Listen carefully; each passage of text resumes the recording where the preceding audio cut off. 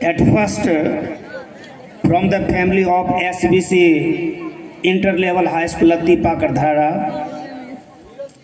the teacher of teachers, respected Mrs. Vijaya Sinha of this school, and qualified teachers, and dearest and nearest my lovable children of this school. This program was the main purpose, the result, the progress start of the students for the increment of development for the guardians for this result. I want to say in this function there is no hesitation to speak in English. The speaking of English is very easy. It is not difficult to speak in English fluently in front of you and different kinds of places, provided that every person should labor hard. Because the similarity of this all the subjects, one of them English is very easy. There is no difficult the subject of English. So I want to say of this function, it is implied for the all teachers the sector good marks with the different kinds of universities this project of this school. And I want to encampment of this school, all the campus are very evergreen and everlasting. The performance of the teachers, similarly that the teacher, qualified teachers, the devotion of this action with the action and devotion with the writing of the speaking in front of the students. At last, I thank you all of you with my all hearts. And the episode, the last line for the example to the inspiration for the students necessary.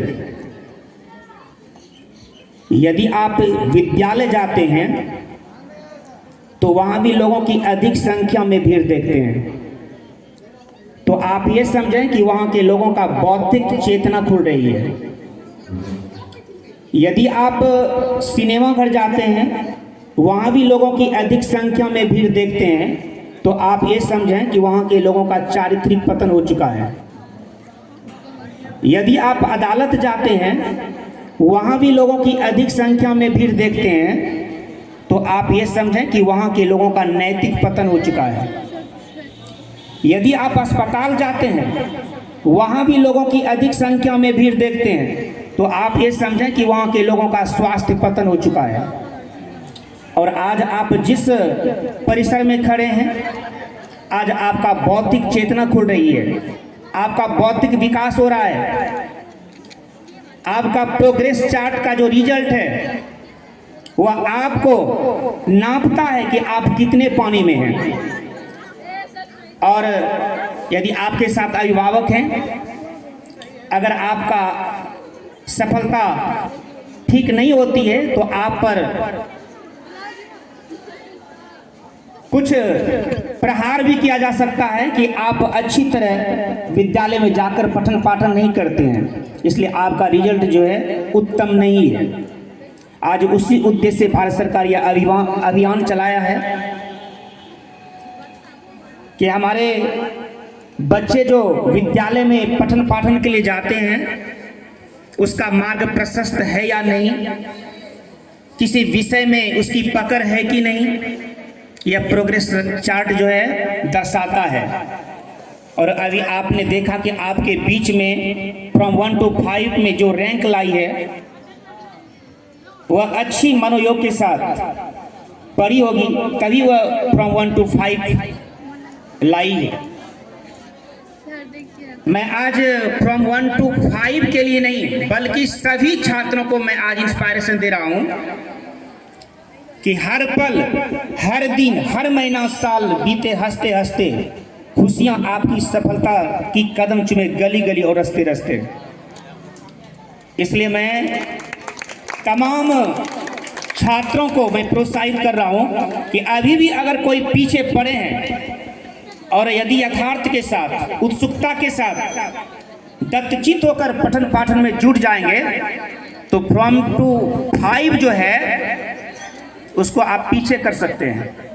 इसलिए किसी को demoralise नहीं होना है, लगन के साथ अपनी पढ़ाई में जुटिए और अपना मार्ग प्रशस्त कीजिए और देश का रोशन कीजिए, तभी आपका पढ़ाई का मूल सार्थक सिद्ध होगा। इन्हीं शब्दों के साथ मैं अपनी वाणी में विराम देता हूँ। जय हिंद, जय भारत, जय कार्यक्रम।